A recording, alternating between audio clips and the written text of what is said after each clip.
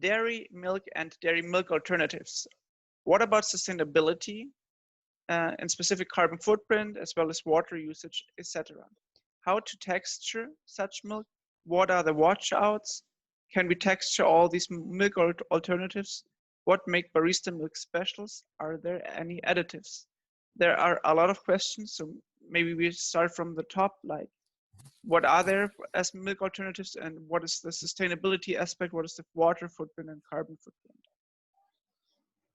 Very good question.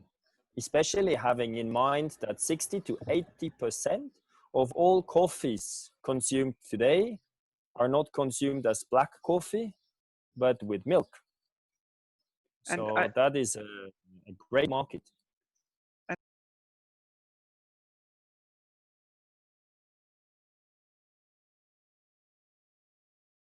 And I think this is also very interesting for companies when now things come up like corporate greenhouse gas emission footprint.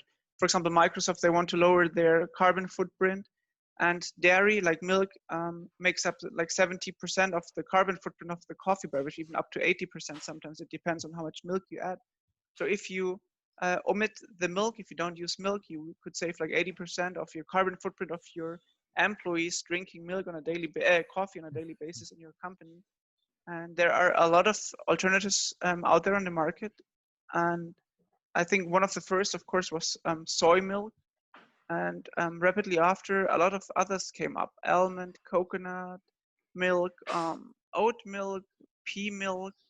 I don't know, do you know any other?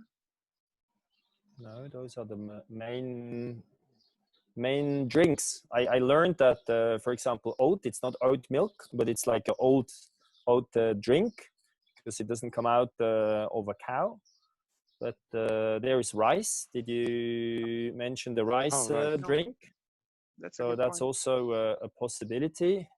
You get the soy milk, you get it sweetened or unsweetened. You get the barista versions, which seem to steam better than the normal versions. But I think those are like the main product categories, the alternatives to dairy milk. And some are more sustainable than others. So I did some research, or like a sustainable report for my company on milk alternatives. Not for my company, for the company I'm having my research project with. And so we analyzed almond, pea, oat, soy, and some other ingredients, and it turned out that some are more suitable and others are less. For example, almond needs a lot of water for the production. So if you would choose like dairy or almond, you don't do yourself much a favor when it comes to water consumption. And for example, whereas oat and pea milk, like Ripple, or we have in Germany a company called Fly with V, pea and oat is quite amazing when it comes to carbon footprint and water footprint, because the upside of those ingredients is, other than soy or this, like you can grow it locally, you can source it locally, and the growing conditions, like you need way less water to grow it, less fertilizers and all this kind of stuff, which is in the end beneficial for the footprint of the product. So overall, from a science perspective, you can say that non-dairy milk alternatives are better for the climate than dairy. And within the realm of non-dairies, there are some which are better and some which are not as good. And the best ones are for sure pea and oat, followed by soy, followed by almond. I don't know much about rice though, because I didn't analyze it, and coconut as well, because they're not so common, especially when it comes into the barista world, due to foamability, foam stability. And I think that's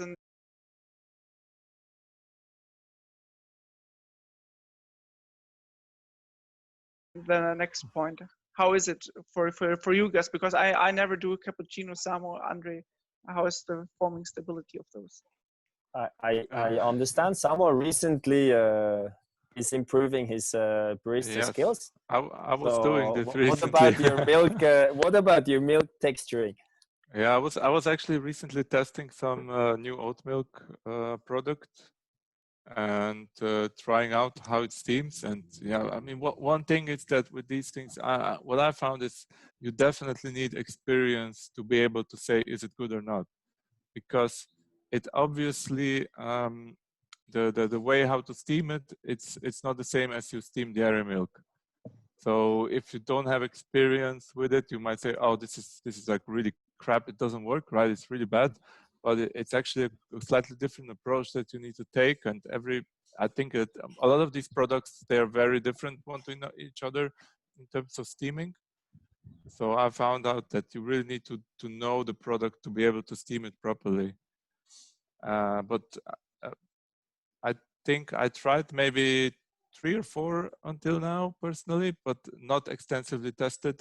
And I think with most you can do steaming very well if you do it correctly. But like I mentioned, experience and really having the technique is really important there. Absolutely. I think oat from what I tested now probably is the nicest to steam because it generates a very fine bubble structure, very, very creamy, very fine milk. I remember some soy, they were like large bubbles. But yeah, like I said, it's been a while since I tried those.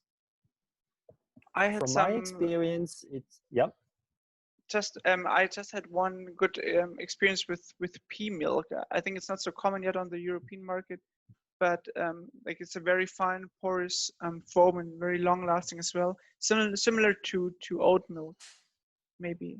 Yeah.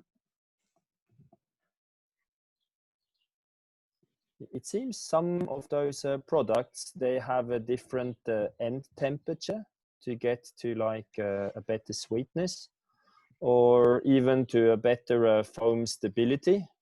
But it's very difficult to say all oat milk you should steam up to this temperature, because even within the oat milk category, you will find oat milk that has a different ingredient list. So the proteins, the lipids, these kind of things, the ingredients are different. So this is also why then it needs to be steamed in a different way. And definitely steaming is one thing. And then when we're talking specialty coffee, of course, we expect latte art. So different dairy milk alternatives, they also are different to pour latte art. So that's also very different. So you need the different technique to pour, right? Because yeah, I recently found out with oat milk that they're much more fluid when you pour them. So they would flow very easily. Everything on the cup would spread around. So you need to be much more gentle with the pouring as with the normal milk. Samo, you need to practice more. I need to practice them. It's also about coconut milk. I tried to steam coconut milk myself. I found it kind of difficult. I tried to pour latte art with coconut milk. It was super hard. And then I met last year or the year before at CIGEP, the world latte art champion, and they gave him some coconut milk. And I think he did, I don't know, 12 or 13 little hearts into a tiny little cup. And, you know, it's really also, you need to practice, and you will learn how to practice, and you will learn how different dairy milk alternatives steam differently. And once you always use then the same in your coffee shop, so you will have one brand for soya, you will have one brand for the oat drink, one for the dairy, and so on. So the barista will get used to it. And at the end of the day, you will be able to texture any milk, but through practice.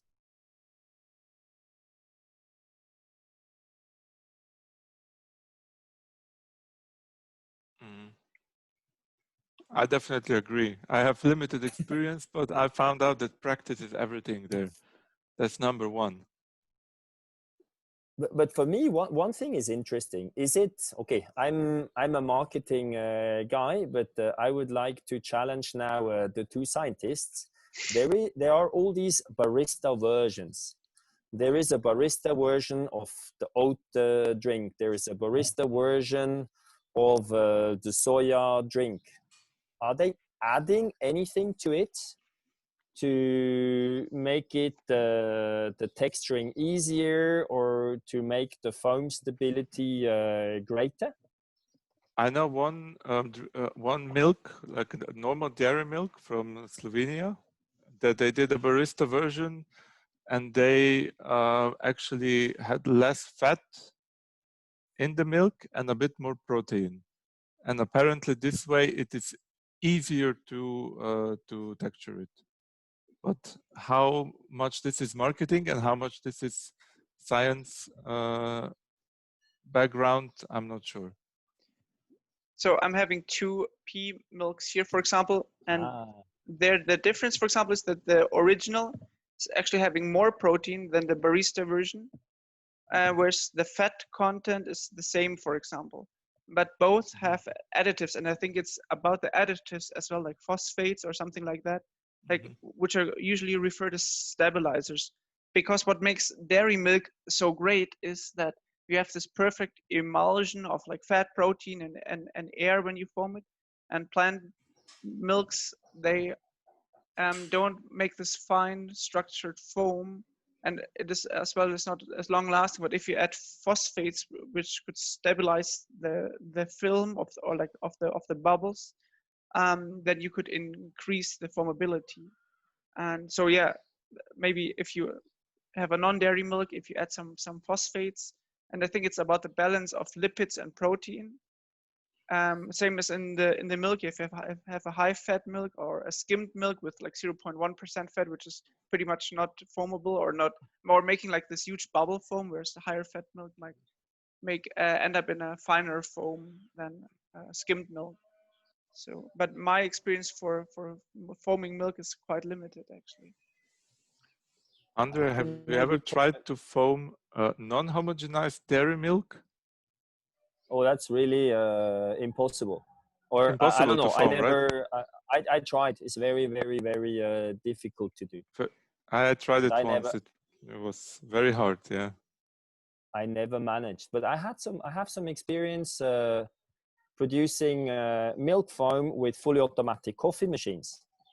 So there, for example, what now there is like a technology to produce cold milk foam, and all machine suppliers that can produce cold milk foam, they will recommend to use what we call in Switzerland milk drink. So a milk version with a lower fat content. Yeah. Because they say, should you produce milk foam at the temperature of 40 degrees Celsius or below, a lower fat content will help to get a better foam stability. But once you will steam the milk above the 40 degrees Celsius, then a higher fat content will not lower the foam stability. So that's something coming from the fully automatic coffee machine industry.